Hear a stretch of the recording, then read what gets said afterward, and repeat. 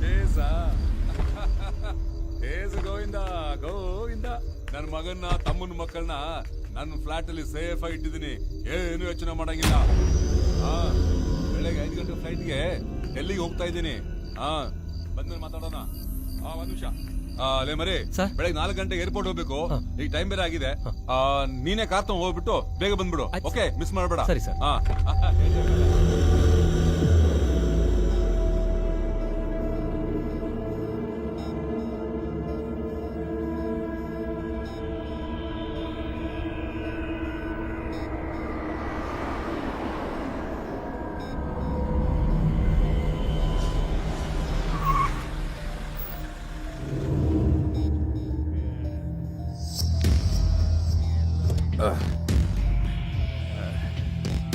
Get down faster.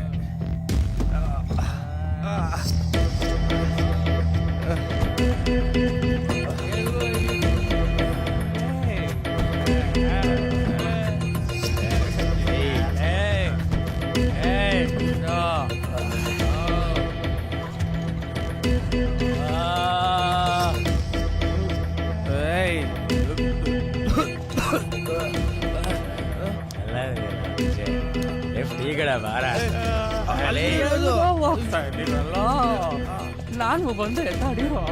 ಬಂದೆ ತಡೀರೋ.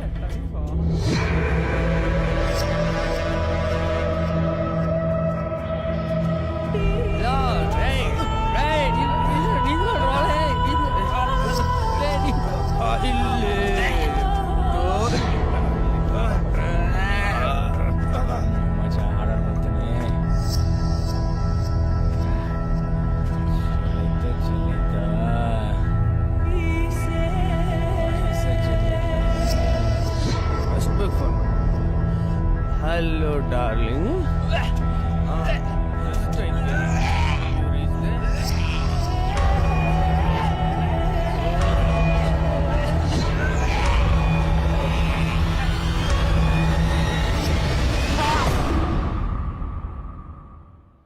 Again. Nando?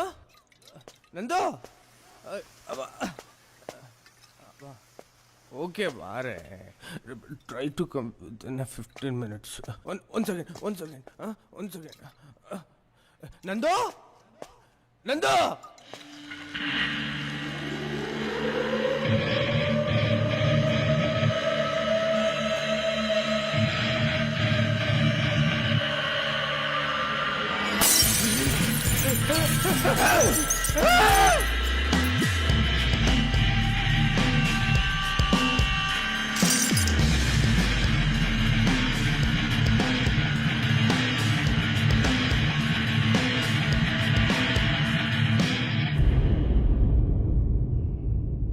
Siddu, bottle. ನಂದು, ಸಿದ್ದು, ಎಲ್ಲರೂ ಹೇಳ್ಬೋದು. ನಂದು, ಸಿದ್ದು, ಎಲ್ಲಿದ್ದೀರೋ? ಏನ್ ನಡೀತಿದ್ಯೋ ಅಲ್ಲಿ?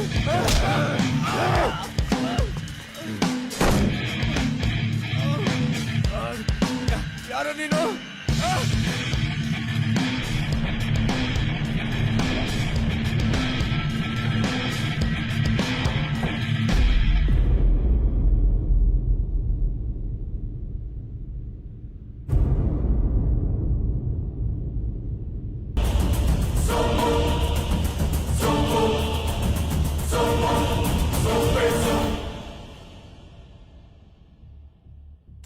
ನಾನೊಬ್ಬ ನಿಷ್ಠಾವಂತ ಅಧಿಕಾರಿಯಾಗಿರಬೇಕೆಂಬ 1000 ಕನಸುಗಳನ್ನು ಕಟ್ಟಿಕೊಂಡು ಈ ಇಲಾಖೆಗೆ ಬಂದೆ.